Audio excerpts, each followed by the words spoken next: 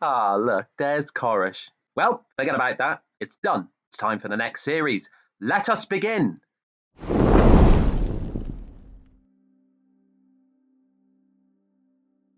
Hi, guys. I put out a poll a few weeks ago asking what you lot would want as the next project. So here we are. Da da da da da da da. TALYLLYN. I'm doing the TALYLLYN.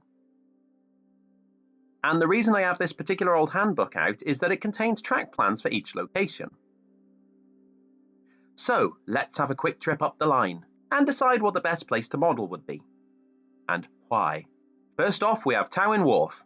This is a great location, but I've done it in 5.5 and you can see footage of this on my own channel. It is interesting and it's got a lot of operational interest. It's an interesting location though, as it can be modelled from the end like I did, which is quite uncommon in layouts.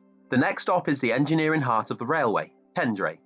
I love this place as it's always got something going on, and the sheds make for a great prototypical running session, which is why I'm currently modelling it in 5.5. I only have 2 of the 5 boards up in the modelling room at the moment, as you can see, as it's massive.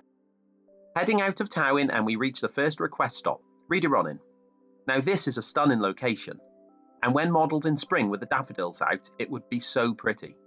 But it's not exactly a hive of operational activity, and it would need 2 fiddle yards, which I don't think is a good choice if I exhibit by myself. I mean, I'd get my steps in though. So moving on, we soon reach Bringlass.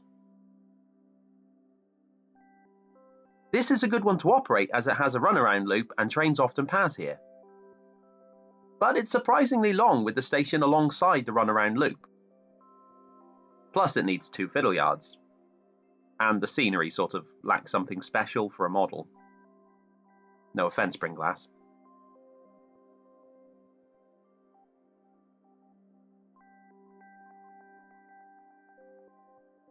Righto, over the viaduct and we get to probably the most iconic station on the TR, Dolgoch. I've always wanted to model this one. The railway's on a lovely curve all the way round the station, and I could fit the viaduct in as well. But it is well over-modelled in pretty much every scale. I know people currently making it in 009 and other scales right now, so I don't really think it would be unique enough. Plus, you know, the whole 2 fiddle yard thing. Shame. Great shame. Right, time for lunch. TALYLLYN. This is brilliant if you want some top quality caramel shortbread. Not so good if you want to fit a model into a bedroom. It's a super long location, and with the fiddle yards it would be a monster. Though the scenery would be stunning. I love a good woodland. Right, that leaves us with the end of the line, Nanguernal. Which is lucky because I think this place is absolutely beautiful. And seems to go under the modelling radar. It's not accessible by road, which makes it quite secluded. It's also on a steep slope, which makes for a good model. Nanguernal, I choose you! Oh yes, and I only need 1 fiddle yard. Great success. Working by the scale in the handbook, this layout would be about 2 meters of scenic board if it wasn't compressed down, and that's something I don't like to do with real locations. It would also include the curve out of the station area, and that would give me a good opportunity to have a realistic scenic break going off scene. Another consideration is the era that I'm going to model, and my gut feeling for this is the present day. Not just because it gives me the chance to run bigger passenger trains, but also shiny clean engines that will be a stark contrast to the chorus layout, so not so much of the black washes here. So we have the location and the era, but what about the season? Well, I wanted to try something that I haven't done before, so I wanted to avoid spring and summer. Winter isn't ideal as it's out of season for the railway, so wouldn't really give much scope for running prototypical timetables. But autumn? Yes, autumn. My favourite season in real life. The colours are amazing, and actually isn't something commonly modelled. So, autumn it is.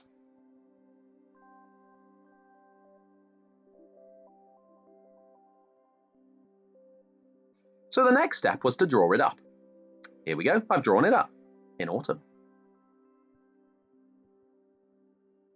And as I've mentioned, I've given 100 centimetres length to each board, but I think when I lay it out, I can probably shave a bit off.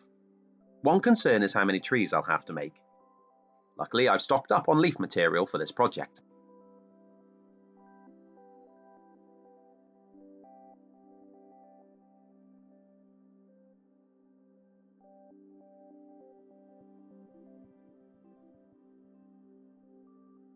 Due to modelling the curve on the right, it will also allow me to model the original line with the tippers left on it, which you pass coming into the station. The only issue here is that it'll be on a reverse curve leading into the fiddle yard. It will be hidden by the tree line at that point, but the longer stock won't like running over it. I'll check this when I lay the track out, and I'll try and add a little bit of a straight section between the two curves.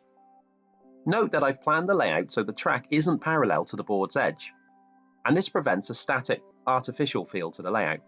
Tilting the track plan like this also gives the benefit of modelling the ravine to the far left. Less because I want water on the layout, but more so because I'm having the whole bank down from the platform will give a really good sense of depth. An interesting point here is the station building itself. This was originally going to be scratch built. However, I've had the offer of one made in resin, and the maker of said resin stations has already done an incredible job producing the other slate buildings on the TR, so I'd expect this one to be just as good.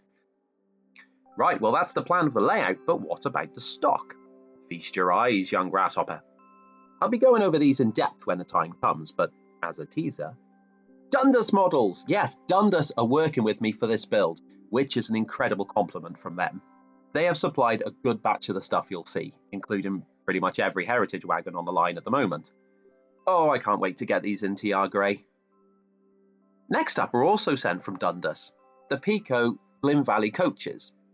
These are used on the TR as first class travel, and whilst they're ready to run out the box, I will be weathering them up to a more realistic finish. Here we have 3 Worsley Works coaches, part built and in primer. I bought these from a friend. Now, I was a lucky boy and won these ones on eBay, as they're really difficult to get hold of. The Meridian models Coach 4 and Guards Van 5. Just solid models. I tried to get these from light railway stores, however they seem to be consistently out of stock. Luckily Dundas saved the day and sent these. The TR Works trains always use these vans, so I'll put them to good use on the layout. What's next? Oh my lord, not only are Dundas models working with me for this project, we've only got blimmin' Westcliff Works as well. If you haven't heard of them yet, you will do by the time I finish this. They are incredible. Now, their number 6 Douglas is a thing of beauty. I mean, this thing's got detail inside the smoke box. This particular kit is on its 3rd revision now to perfect the print, and you'll see when I make it up, it's stunning. Westcliff Works also sent over a Guards Van 5, so since I've got both, I might make these up and compare them. That would be fun, wouldn't it? More work, but fun. They also do Coach 3. However, I requested 3 of these kits so I could make the other 2 coaches as well. So I modified 2 of them, removing the interior wall and things like that. And number 9, Alf, a staple in the engineering fleet on the TR. I do have some other bits from Westcliff Works, but those will be shown as I make them up, as they're to be released soon. So keep your eyes peeled on that, please, folks. This isn't everything, but come on, that is an impressive haul, isn't it? This build is really going to be kicking up another level. I'm happy. The assistants are happy. Puff the Cat's happy. You better be happy. Right. Well, whilst you wait for that to kick off, watch these bad boys. Cheers.